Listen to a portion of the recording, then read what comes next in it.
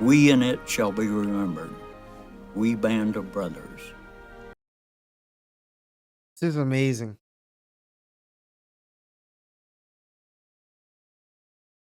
Welcome back for the finale of Band of Brothers. It's called Points. This is it, man. This is the culmination of, I would say this is the first series that really garnered a lot of attention to my channel. And for it to be over, it's kind of bittersweet. If you guys want me to watch the Pacific, let me know in the comments below. It might not be right away, but I will get to it if enough people want me to. But let's do a quick recap. Last episode, we saw Easy Gang discover concentration camps and how they were taken aback by the brutality of it. Mixon was dealing with his alcoholism on top of his divorce, so he was just a mess altogether. And we know Hitler is dead, but the war is still going on. So let's get into this. Before we begin, I do want to remind you that you can vote on what I watch, see full-length reactions, and get early YouTube edits on my Patreon through the link in the description. If not, just make sure you subscribe or leave a thumbs up on this video if you do enjoy it. It really helps my channel reach a wider audience, and I greatly appreciate it. But now, it's time for the show. Let's go. And more than a year since we'd first gone to war, not knowing what would happen to us, how long we'd be fighting, where we'd end up. No monologue this time. What do you think you'll do after this? After? I had a meeting with Colonel Sink. He had discussed the possibility of staying. Hell no, Mixon is done with this shit. That's another thing I'm sure people were stressing about back then. What are they gonna do for a job post-war? Well, if you're the SS, you're not gonna let us waltz into Hitler's house. If you're looking for someone to find another way up that mountain, Easy Company is ready and willing. Spears was ready to wreck shit. He's like, what? Wipe out the last remaining Nazis? Let's do it. The SS? I just had a conversation with General Leclerc. He told me he was first into Paris, and by God, he wanted to be first into Berchtesgaden. Outflank that French son of a bitch. So he wants to get there before the French? Why does that matter? Like, does it really matter? Need to find some place we can put the Colonel. How about right there?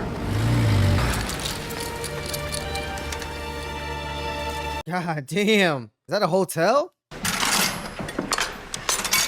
I don't even think about it. One person's more than enough to share this shit with. Where are you gonna put it? The Eagle's Nest was a surprise birthday present for Hitler. A mountaintop stone retreat, 8,000 feet up, accessible by a gold-plated elevator.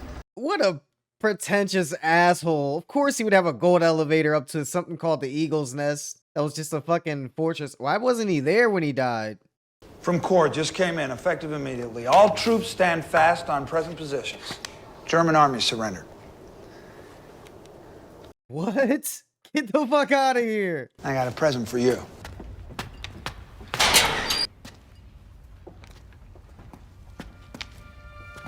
Yeah, fucking right. The look on this guy's face. The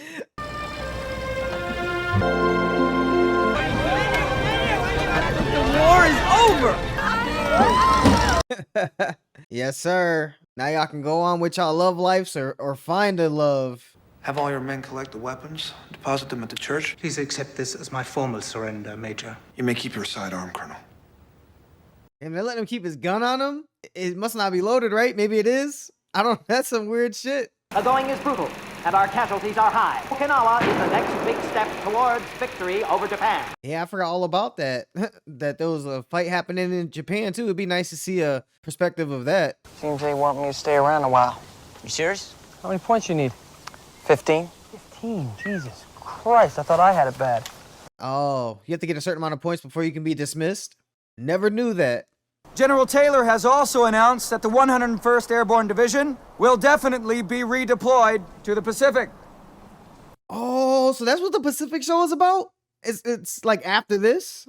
Oh, I'm gonna have to watch that shit. Fuck it. Shifty Powers was on a truck headed for home. Unfortunately, the truck was hit head-on by a drunken corporal. I wish I could say that he was our only casualty in Austria. What the fuck? Why is... Whoa, what the fuck? Damn, poor Shifty, man. That's some bullshit, but what does he mean by no... That wasn't the only casualty in Austria. Isn't the fighting done? You didn't tell him? No, I couldn't get him to shut up. Guts and Glory here applied for a transfer. 13th Airborne are heading out for the Pacific right away. What? Yo, man, this dude... Winters, man. He's a fighter. He's a soldier. He wants to stay till the war is done. Fucking respect the shit out of that. You got through Bastogne without having to fire your weapon. And you were on the line the whole time. Yes, sir. Can't imagine a tougher test for a leader. That's a testament to all the guys, man. Bastogne was wild. Major, I took this meeting out of respect for your achievements. And frankly, I think you men have earned the right to keep you around. Thank you, sir. Yeah, I'm sure how some people could see it as Winters leaving his men, but I just see it as him wanting to get this thing over with. Maybe he just doesn't want to confront those things he had to do during war. He's not ready to. That's why he had those little flashbacks. What if he's a fucking Nazi commandant of a fucking slave camp? Which one? You don't have any proof. Nine! He said he had orders to go in there and do this? Shoot him! No. A murdered German soldier against the beautiful, I think those are the Alps. It's so weird. Don't salute the Germans. Anyway, I got me a new enemy. The Japs. 75 points. You're a Toccoa guy, right? 75 points. He's pretty close. He's almost there.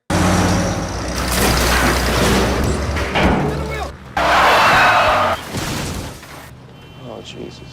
Damn, all because a barrel fell off? That's some bullshit, man. It's Private Janovac. He was dead when they brought him in. Oh, shit. The enemy had surrendered, but somehow men were still dying. They didn't have the points. What they did have plenty of: weapons, alcohol, and too much time on their hands. Wow, I never even thought of that. Horrible things happen from idle hands, man. You give me a weapon. I guess I'll just use his jiba. Hold on a second now, right?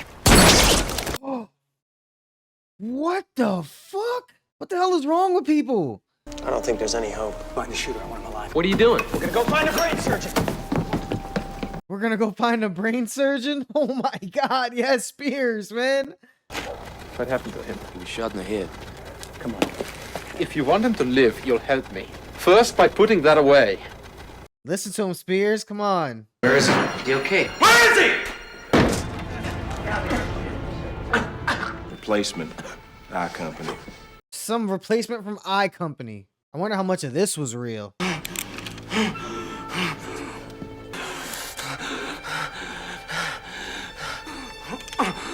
Don't do it, man. Don't do it. Hell no. Don't do it. Not like this. Have the MPs take care of this piece of shit. Grant's dead? No. Crown surgeon says he's gonna make it. Nice. Let's go. Let's go. I know Easy Company's gonna need a commanding officer post-war, so keep them from killing each other. It better be somebody who knows what they're doing. Is he thinking about himself? Spears? So you decided to stay in the Army? Yes, I'm gonna stay with the men. Well, I'm glad to hear it. Everyone's talking about what they're gonna do when they get out, and they're stuck there because of point systems, all types of bullshit. Spears is like the first one that's like, I'm just gonna stay, fuck it. Captain Sobel? Major Winters. Captain Sobel. We salute the rank, not the man. Oh yeah, he was under him, right? Oh, oh, I forgot all about that. Episode 1. You are a special group. Die ineinander einen. We found in one another a bond that exists only in combat. Among brothers. Oh, this speech it applies to them as well. Und gemeinsam gelitten haben. We've seen death and suffered together. I'm proud to have served with each and every one of you. Wow.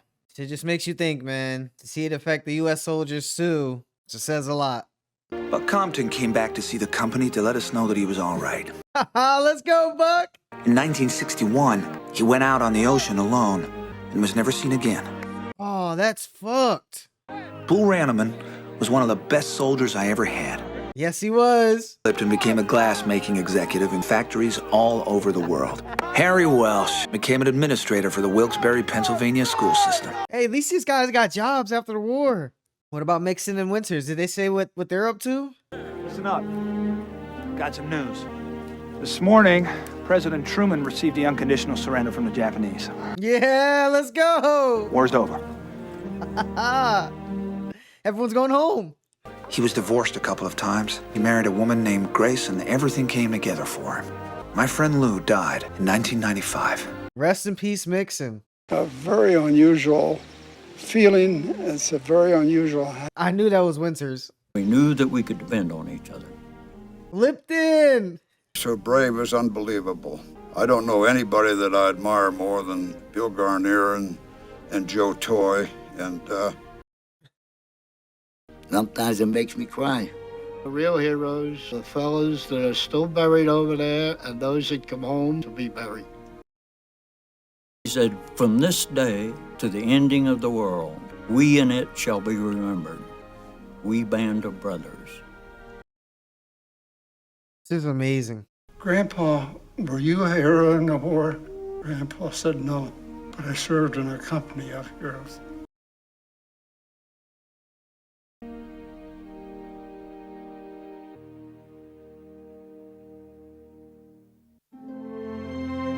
That ending, man. Wow. Oh man, these dudes, these heroes.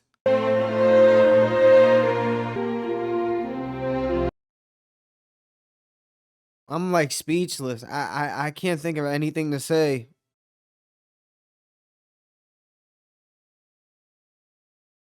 And that, ladies and gentlemen, was the Band of Brothers finale.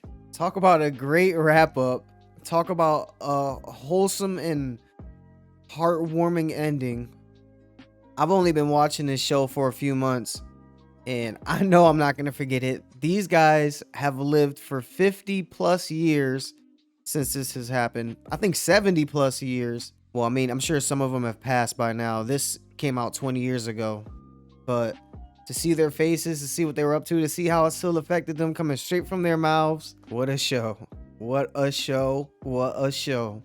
I think it was important that they brought towards the close of the episode the German officer, I think he was a general, giving a speech to his guys, and for all those words to impact the US soldiers the way it did, that the fact that they could relate to it, the fact that it invoked emotion into them, you know, that just brought out the reality of the human cost of this. We're really fighting people we don't have to. I mean, we have to, but everyone's at the behest of orders.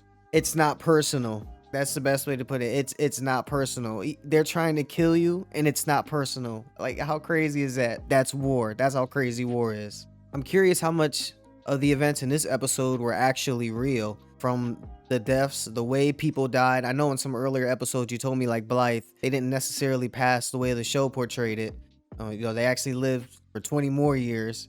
You know, and other stuff like, I hope Buck did come back. You know, I hope they didn't just bring him back just to, you know, have him as part of the outro with them playing baseball, you know, just to get him back on the show. The guy killing the other soldier and then beating him up, you know, I wouldn't be surprised if someone actually killed him and he didn't get court-martialed. You know, I don't know. You know, it's TV.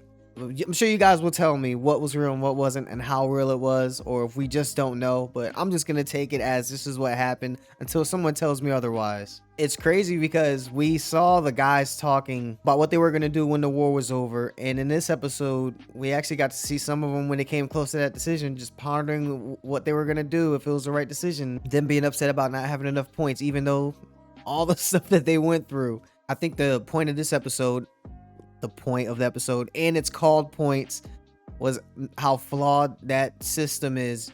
Yeah, people were dying and they were avoidable deaths, but it's just dudes sitting around doing nothing when they could be going home. Like you said, it's just alcohol, guns, and too much time on your hands. I wonder what you guys think about the point system. I don't think we use it anymore, but do you think that's something that was like functional, or was it flawed? In my eyes, it does seem silly. It seems like you should do your tours. You shouldn't have to get a certain amount of medals, certain amount of accolades just to move on. But it could be something that's a great way of letting people go. You know, I want you guys to explain that into more detail to me. The episode was called Point, so the way Winters felt it was flawed, and Winters is a pretty respectable that the military and people in general hold in high regard. I'm interested to see why people were so against it and why it wasn't changed, or if it did change and when it did change. And I have to mention the scenery in this episode. I mean, the Eagle's Nest, the Austrian houses and homes, the hills, the mountains. It was just so beautiful, gorgeous. It looked like, what's that musical called?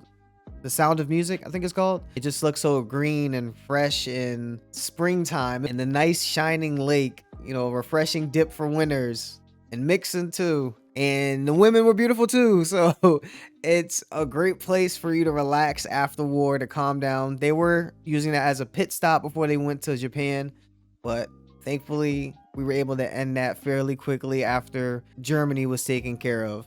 Austria is a beautiful place. Now it's on my list of places to visit. I have to. It's too beautiful. To me, the standout episode throughout this entire series was Bastogne. I mean, and I'm sure that was one of the standout battles for World War II as well, at least for the Americans. There's too many characters to say, like, to pick a favorite. I feel like that's silly for a show like this. Of course, the Bull, Winters, Spears, you know, they were painted in like a superhero light. Not that they didn't have any flaws, but they were the best of the best of the best of the best. Even during the recap, for Winters to say that the Bull was one of the best soldiers he ever fought with, you saw it. The way these actors pulled off these characters is amazing too. Yeah, their stories are great, but the way everyone executed their roles was phenomenal. I mean, Spears, that dude seems like a guy who was actually in the military, actually in the war, that went through all this stuff. Extremely believable. And then from Lipton to Gagne to Tory, you know, everyone just, it seemed like a guy out of Philly, a Jewish guy that moves to the Bay.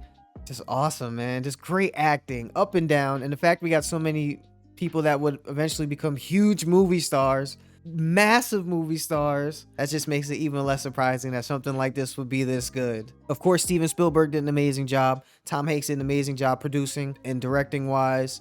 You could tell they went for authenticity and they relied heavily on the story. The fact that the set design and the actors were great, this one was driven by the story. This one was driven by heart and emotion, and it tried to show the harshness of war as much as possible. There were almost no good feelings in the show until the very, very, very, very end. And even then, it's sort of melancholy, sort of like you can relax now. You can see the guys that made it home safe and got to live full lives and how they remembered and how they have to live with it. And I just feel like it's a lesson for everyone. It's, yeah, we know what happened and we got to put names to faces to certain events, and we got even more of a history lesson on what happened in World War II, even outside of Easy Company. But this was definitely a show about brotherhood more than anything. The bond that's created in war and how it's unbreakable. And I'm sure people form bonds. They go through crazy intense stuff with other people,